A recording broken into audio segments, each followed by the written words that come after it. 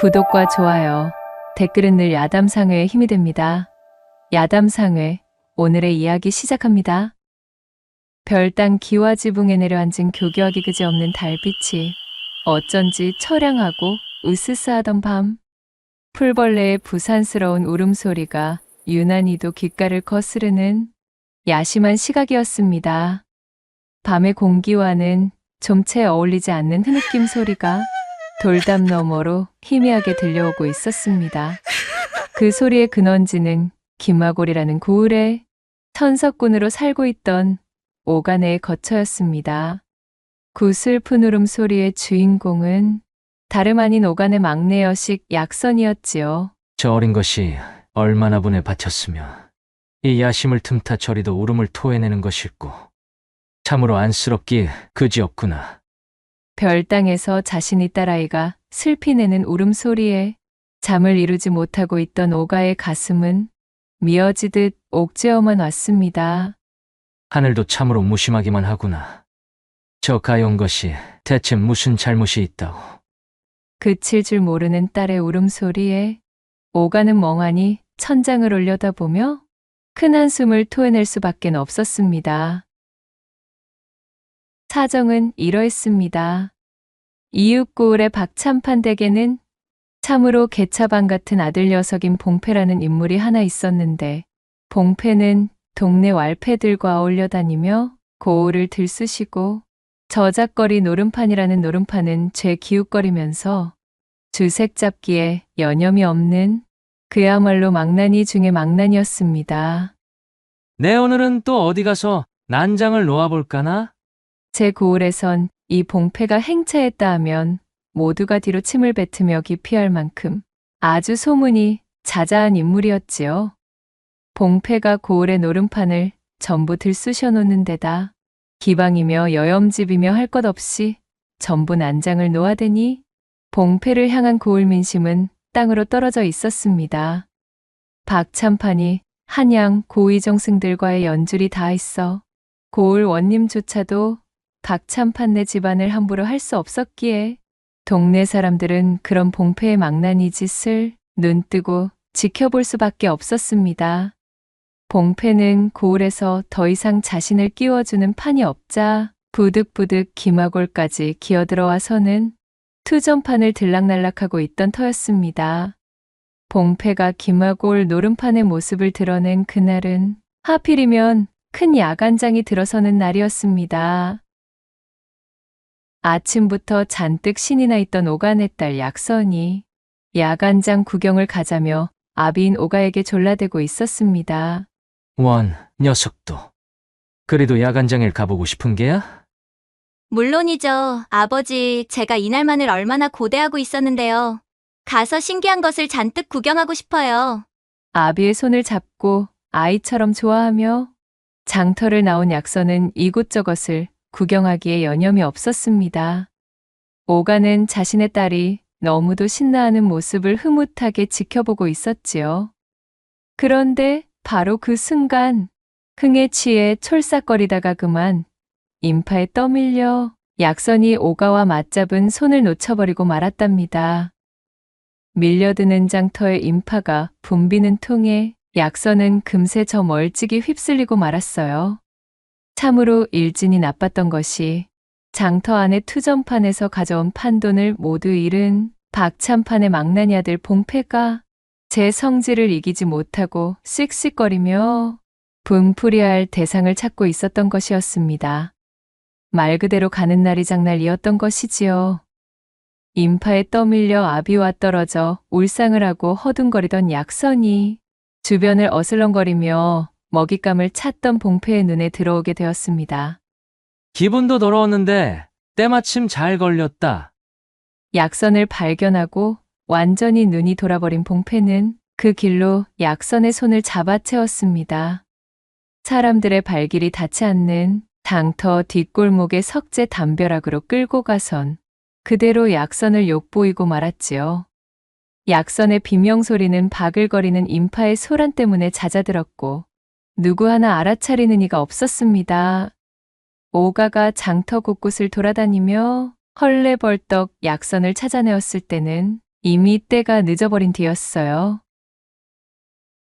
다음날 오가는 한 걸음에 김화골 사또에게 달려가 어제의 자초지종을 낱낱이 고하고는 자신의 딸을 욕보인 박참판네 아들을 엄벌해달라 탄원하며 억울함을 호소하였습니다. 하지만 김화골까지 그 악명이 자자했던 박참판의 아들을 사또도 어찌할 수는 없었지요. 소식이 닿은 박참판은 마치 선심이라도 쓰는 양 봉패와 약선을 혼인시켜 책임을 지게 하겠다는 약조로 이 천인공로할 사건을 무마시키고 말았습니다. 당치도 않다는 오가의 역정에 박참판은 자신의 말을 따르지 않고 이를 키울 시 자신의 한양 연주를 모두 동원하여 오간의 가문을 멸문시키겠다 으름장을 놓았어요. 한양의 정승 연줄로 떵떵거리는 박참판의 억지를 타개할 힘과 능력이 턱없이 부족했던 오간은 끓어오르는 천부를 삼키며 돌아설 수밖에 없었습니다. 참으로 억울하도다. 어찌하여 이런 일이 벌어지고 말았다는 것이냐. 내 딸아이를 위해 할 수 있는 일이 이리도 없다는 것이 너무도 원통하고 분하기만 하구나. 오가는 밤을 지새며 하염없이 눈물을 쏟는 자신의 딸 약선이 너무도 애처로워 끓는 분노와 억울함으로 삼경을 적셨습니다. 그리하여 시간은 흘러 마침내 박참판과 약조한 혼인날이 밝아왔습니다. 박참판 댁에서 보내온 가마가 들었다 이르시오. 박참판이 보낸 가마꾼들이 약선을 데려가기 위해 대문 앞에 당도한 소리가 들려왔지요. 약선은 퉁퉁 부어버린 눈에 아직도 눈물 자국이 남아있는 뺨으로 나왔습니다. 지켜보는 오가의 심정은 이루 말할 수 없는 괴로움으로 가득했습니다. 아버지, 어이구, 약선이 이 바보 같은 거사. 밤새 잠 한숨 자지 못한 얼굴이로구나. 아버지, 저는 정말 그 집에 시집 가고 싶지 않아요. 어찌 그 마음을 모르겠느냐. 내 당장이라도 그 집으로 달려가 온통 불이라도 놓고 싶은 심정이로구나. 약선이 맥없는 걸음걸이로 마당에 당도하자 오가는 하인을 시켜 대문을 열라 일렀습니다. 열린 대문으로 박참판이 보낸 가마의 꼴을 보니 오가는 더욱 기가 찰 노릇이었답니다. 허름하기 짝이 없는 남루한 고물가마에 겨우 가마꾼 2명이 딸려 있는 것이 약선을 맞이하는 일행의 전부였습니다. 가마를 타고 고개를 넘어야 하는 험한 여정임에도 약선을 보필할 여종 1명조차 보내지 않은 것이었지요. 박참판, 이런 고약하기 짝이 없는 놈을 보았나. 오가의 심정이 마치 먹을 뿌린 종이처럼 분노와 참담함으로 시커멓게 적셔지는 순간이었습니다. 약선은 애처로운 눈으로 한참이나 오가를 바라본 뒤 쉬이 떨어지지 않는 발걸음을 옮기며 힘겹게 가마에 올라섰습니다. 아버지, 부디 몸 건강히 지내셔요. 소녀가 부덕하여 결국 일이 이렇게 흐르고 말았사옵니다. 저 같은 여식일랑 잊으시고 아버지께서는 마음을 쓰지 마셔야 합니다. 약선아, 너야말로 몸 건강히 버텨내고 있거라. 이 아비가 반드시 무슨 수를 써서라도 너를 그 집에서 빼내올 터이니 힘들더라도 조금만 참고 버티고 있거라. 이윽고 저 멀리 사라지는 가마를 눈으로 쫓던 오가는 결국 참고 참던 눈물을 쏟으며 하늘을 향해 울분을 뱉어내고 말았습니다. 약선의 시집살이는 그 시작부터 녹록지 않았습니다. 박참판은 제대로 된 혼례조차 치러주지 않았던 것입니다. 가마에서 내린 약선이 잔뜩 겁먹은 얼굴로 인사를 올리자 박참판은 멸시 어린 눈길로 한번 훑고는 말 그대로 찬밥 취급을 하기 시작했습니다. 이 집안에 들어왔다고 해서 함부로 굴다가는 아주 혼쭐이 날 줄 알아라. 봉패 이놈은 그래. 어쩌자고 저런 것과 엮여서는. 어이구 내 팔자야.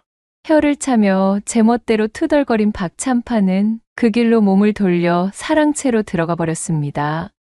봉패는 어느 노름판에 기어들어가선 흥청망청인지 제 신부의 도착을 맞이할 생각도 없이 코빼기조차 비추지 않았어요. 약선이 풀이 죽어 잔뜩 움츠린 채 고개를 푹 숙이고 있자니 한 남자가 다가와 다정한 목소리를 건넸습니다. 자금마님, 먼 길 오시느라 고단하셨을 텐데 어서 이리 들어오시지요. 앞으로 작은 마님께서 지내실 거처를 청소해 두었습니다. 저는 이 집에서 청지기 노릇을 하고 있는 민갑이라 하옵니다. 자신을 민갑이라 소개한 남자는 약선을 살갑게 맞이하며 웃어 보였습니다. 약선은 그의 안내를 받으며 그렇게 박참판 댁에서의 첫날을 맞이하게 되었습니다. 모진 시집살이와 박참판의 구박 속에서 약선은 점점 생기를 잃어가고 있었습니다. 박참판 집으로 시집 아닌 시집을 온 지도 어느덧 5년이라는 시간이 지났거늘 사정은 조금도 나아진 것이 없었습니다. 박참판은 며느리인 약선을 늘 눈엣가시 여기듯 하였고 집안의 하인들조차 약선에게 제대로 된 대접을 하지 않았습니다. 과정이야 어찌되었든 이 원치 않은 혼인의 책임을 다하여 약선의 남편 노릇을 해야 할 봉패는 달에 한 번 집구석으로 들어올까 말까였습니다. 그나마 얼굴이라도 비추는 날은 술에 절어 고주망태가 되어 있거나 옷에서 기방의 분내를 풀풀 풍기고 있거나 둘 중 하나였답니다. 남자가 뜻을 품고 밖에서 큰 일을 하는 중인데 아녀자가 어디 잔소리를 하느냐. 약선이 염려 섞인 말이라도 한 번 건네면 봉패는 꼬부라진 혀로 차갑게 응수하기 바빴어요. 박참판의 집에서 하루하루가 지옥이던 약선을 유일하게 다정히 대해주는 사람은 청지기인 민갑뿐이었습니다. 그는 약선을 이 집안의 작은 마님으로 성심껏 모시며 항시 예를 갖추어 대했습니다. 약선 역시도 자신을 따뜻히 대해주는 민갑이 유일한 안식처였어요. 약선이 박참판의 푸대접에 기운이라도 쭉 빠져 있으면 어디선가 민갑이 나타나 따뜻한 꿀차를 내어와선 약선의 방 앞에 내려놓곤 했습니다. 작은 마님, 기운을 잃으시면 안 됩니다. 따뜻하게 속이라도 좀 적시도록 하시지요. 매번 늘 고맙구나. 이 집안에서 나를 사람 대우하는 자는 민갑이 너뿐이로구나. 내 덕에 그나마 이 지옥 같은 하루를 버틴단다. 무슨 그런 말씀을 하십니까? 당연히 제가 해야 될 일을 하는 것뿐이지요. 작은 마님께서도 얼른 힘을 내셔야만 합니다. 성품이 곱고 어진 분이시니 반드시 좋은 날이 찾아올 것입니다. 과연 그런 날이 오기는 할까? 나는 도통 알 수가 없구나. 물론입니다, 작은 마님. 그런 날은 반드시 찾아오기 마련이죠.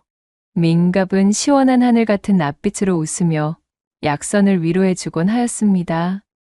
마음을 내려놓고 휴식할 시간을 벌어다주는 민갑의 진심 어린 호의에 약선은 역게나마 미소를 보일 수 있었습니다.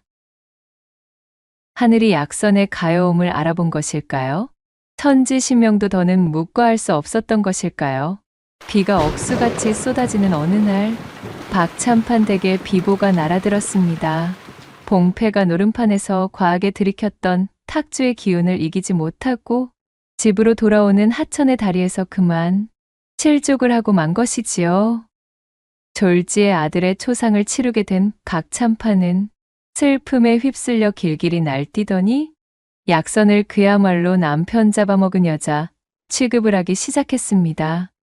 사사건건 트집을 잡는 박참판의 구박이 전과는 비견할 수 없을 정도로 심해져만 갔습니다. 그러고도 부족했는지 봉패의 초상이 끝나고 얼마 지나지 않아 약선은 박첨판의 집에서 소박을 맞고 공가로 돌아가게 되었습니다. 너는 이 집안 사람이 될 자격이 없는 여자이니라. 앞으로 편히 발 뻗고 잘 생각일랑 거두는 것이 좋다.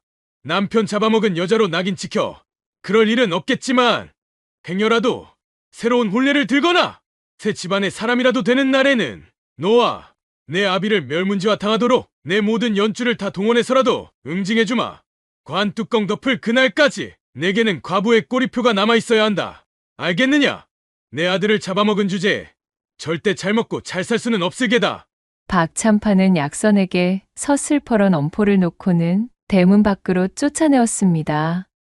5년이 넘도록 그 집에 억지로 시집와 하인처럼 일하며 지냈던 약선의 짐은 겨우 보따리 한 개가 전부였지요. 약선이 수심 깊은 얼굴로 한숨을 쉬고 있는데 대문이 빼꼼 열리고는 민갑이 조심스레 나왔습니다. 민갑은 약선의 손을 잡으며 당장 울음이 터질 것 같은 표정으로 말했어요. 작은 마님, 그동안 정말 갖은 고생 많이도 치우셨습니다. 인가 봐. 적지 않은 세월 동안 의지가 되었던 민갑의 얼굴을 보자 약선은 결국 참았던 눈물이 터져나오고 말았습니다. 그간 곱디 고운 정이 많이도 들어 박참판의 집에서 쫓겨나는 것은 견딜 수 있었지만 민갑과 헤어지는 것은 견딜 수 없었던 약선이었지요. 그것은 민갑도 마찬가지였습니다. 살알갑게 챙겨주던 정이 연심으로 무럭무럭 자라 어느새 마음속에 약선을 품고 있던 민갑이었습니다. 작은 마님, 마님은 결코 이런 대접을 받으실 분이 아니십니다. 부디 몸 건강히 지내고 계십시오. 제가 언젠가는 반드시 작은 마님을 모시러 찾아뵙겠습니다. 그때까지 절대 허튼 생각 같은 것은 하시면 아니 되십니다. 민가봐, 너도 꼭 몸 조심하렴. 그간 너희 덕에 내가 끝까지 이 집에서 버텨낼 수 있었단다. 네가 아니었다면 난 아마 진작 그간 민갑이 알게 모르게 약선을 도와주며 박참판의 모진 매질을 견뎌야 하는 순간도 많이 있었음을 떠올린 약선은 애절한 마음이 되고 말았습니다. 그런 말씀 마십시오. 자, 가는 길이 험할 테니 어서 채비를 하도록 하세요. 서로를 끌어안고 눈물의 이별을 가진 그들은 훗날을 기약하였습니다. 이윽고 박참판 몰래 오가 쪽으로 연통을 넣어두었던 민갑은 멀리서 약선을 마중 나온 약선의 아비 오가가 보이자 말했습니다. 저기 아버님이 보이십니다. 자, 이제 어서 가세요. 가셔서 그간의 고행일랑 말끔히 잊으시고 부디 몸을 잘 돌보고 계셔야 합니다. 그간 정말로 고마웠단다. 꼭 너를 다시 볼 수 있었으면 좋겠구나. 이윽고 오가의 손을 잡고 김화골로 돌아가는 약선의 뒷모습이 시야에서 사라질 때까지 민갑은 눈시울을 붉히고 서 있었습니다. 시집 보낸 딸이 청산과부가 되어 친정으로 돌아온 것이 흉이 되던 시절이었지만 오가는 그저 기뻤습니다. 그것이 어디 제대로 된 혼사라고 말할 수나 있었을까요? 봉패가 유명을 달리했다는 소식을 전해 들었던 그날, 오가는 하늘의 뜻이 닿고 천벌이 강림하여 복수가 되었다며 그야말로 춤이라도 추고 싶은 심정이었습니다. 악독한 집구석에서 딸이 탈출할 수 있었음을 그저 천지신명에게 감사드릴 따름이었지요. 하지만 약선은 친정으로 돌아온 그날 이후로 별땅에 틀어박혀 두문불출하고 있었습니다. 이미 민갑에 대한 연심이 깊을 대로 깊어져 그녀는 집 밖의 만개한 모란꽃을 바라보며 시름을 달래다 눈물을 쏟기 일쑤였습니다. 모란꽃에 꼬인 나비 한 쌍이 서로 날갯짓을 하며 정분을 나누는 것을 물끄러미 바라보고만 있던 약선이 힘없이 중얼거렸습니다. 민가비는 잘 지내고 있을까? 박참판에게 모진 매질이나 당하고 있지는 않으련지. 약선은 자나깨나 민갑의 걱정뿐이었어요. 그런 딸아이를 지켜보는 오가의 시름 또한 깊어져만 갔지요. 이대로는 아니 되겠구나. 오가는 무언가 결심이 선 듯 가장 신뢰하던 하인 하나를 호출했습니다. 그리고는 하인 편의 서신 하나를 전달하였습니다. 무슨 수를 써서라도 이것을 박참판댁 민갑이라는 청지기에게 전달하도록 하여라. 절대 박참판의 식솔들에게 들켜서는 아니 될 것이니라. 반드시 민갑이라는 자에게만 전달하여야 한다. 하인은 비장한 얼굴로 고개를 끄덕이고 이내 대문을 나섰습니다. 그리하여 꼬박 한 달이 지난 때였습니다. 비가 부슬부슬 내리는 삼경의 야밤에 오가의 집 처마 너머로 애끓는 곡소리가 흘러나왔습니다. 이윽고는 오간의 대문이 열리고 말이 끄는 수레가 가마니로 덮은 관을 싣고 덜커덩거리며 나왔지요. 아니 된다, 약선아.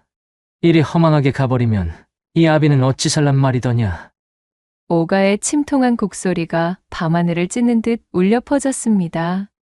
관을 실은 수레는 한동안 오가네의 대문 앞에서 오가의 울음소리를 받아내고는 이내 어둠 저편으로 사라졌습니다. 날이 밝자마자 김화골에는 오간의 청산과부 딸이 그만 처지를 비관하여 스스로 유명을 달리했다는 소문이 바다하게 퍼져나가고 있었습니다. 그로부터 10년이라는 세월이 덧없이 흘러갔답니다. 눈가에 주름이 깊어진 오간은 이른 아침부터 당도한 서신을 읽어보며 촉촉해진 눈시울을 연신 훔치고 있었습니다. 서신은 바로 평안도에서 보내온 민갑의 서신이었습니다. 장인어른, 소인 민갑입니다. 어르신의 옥체엔 별거 없으신지요? 저희는 늘 그렇듯이 아주 잘 지내고 있습니다. 민갑의 힘찬 글씨체로 쓰여진 인사말에 코가 시큰해진 오간은 잠시 고개를 들어 창호밖의 하늘을 올려다보았습니다. 그리고 10년 전의 그날 밤을 떠올렸지요. 10년 전 비가 세차게도 내리며 어두웠던 그날 밤, 곡소리와 빗소리가 뒤섞여 흉흉했던 그날, 오가의 대문을 나서던 말이 끄는 수레에 실려있던 관 속에는 오가가 준비해준 동꾸러미와 폐물 몇 가지를 품에 안은 약선이 긴장하며 숨죽인 듯 누워 있었습니다. 그리고 말의 고삐를 잡고 있던 자는 다름 아닌 박찬판 댁에서 도망쳐 나온 민갑이었지요. 오가의 하인이 보낸 서신을 무사히 전달받은 민갑은 박찬판이 눈치채지 못하도록 비밀 서신을 통해 오가와 은밀히 계획을 나눴고 약선의 거짓 초상을 준비하게 되었던 것입니다. 그렇게 김하골 사람들의 눈과 박찬판의 눈까지 피해 민갑과 약선은 평안도까지 넘어가 혼인하고는 새롭게 터를 잡았던 것이었습니다. 첫째 놈은 벌써 올해 9이 되었습니다. 이놈의 눈 모양이 벌써부터 장인어른과 빼다 박은 것이 아주 훤칠하게도 생겨 고을 여자아이들에게 인기가 상당하지요. 둘째 놈은 올해로 6인데 벌써 사서삼경을 읽을 정도로 영특하게 자라고 있어 아내의 사랑을 독차지하고 있습니다. 자신의 손주들 소식이 적힌 대목을 읽어내려가던 오가는 결국 눈물을 터뜨리고 말았습니다. 사위가 약선이와 함께 아주 잘 지내고 있구나. 오가는 허어 웃으며 눈물을 닦아내고는 이윽고 서신의 나머지를 읽기 시작했습니다. 어느덧 살림이 불어 이제 저희는 논이 쉰맞이기 정도 됩니다. 머슴을 둘이나 쓸 정도로 사정이 나아져 다행입니다. 이곳에 터를 잡은 이후 아내는 얼굴에 웃음을 잃지 않고 있습니다. 그 웃음을 바로 옆에서 바라볼 수 있는 것이 이 민가비의 크나큰 낙입니다. 장인어른, 나날이 계속되는 행복 속에서 그저 장인어른의 안위를 걱정하며 지낼 뿐입니다. 자주 기별을 드리지 못해 송구할 따름입니다. 아버지, 저는 남편과 아이들과 함께 너무나 잘 지내고 있습니다. 남편은 언제나 저를 먼저 생각해주고 있어 과거에 힘들었던 나날 같은 것은 이제 기억이 나지 않을 정도여요. 언젠가 아버지를 다시 뵐 날을 항시 고대하고 있답니다. 부디 그날이 오기까지 몸 건강히 계세요, 아버지. 서신을 읽던 오가의 얼굴에 희미하게 미소가 피어올랐습니다. 그래, 이거면 되었다. 이거면 되었어. 오가는 창호 마당으로 천천히 시선을 옮겼습니다. 마당에는 모란 꽃이 활짝 피어 있었고 꽃들 사이로 나비 한 쌍이 단아하게 춤을 추듯 날갯짓을 하며 서로를 애틋하게 부비고 있었다는 후문이 옵니다. 구독과 좋아요, 댓글로 야담상회를 응원해 주셔요. 시청해 주셔서 참으로 감사합니다.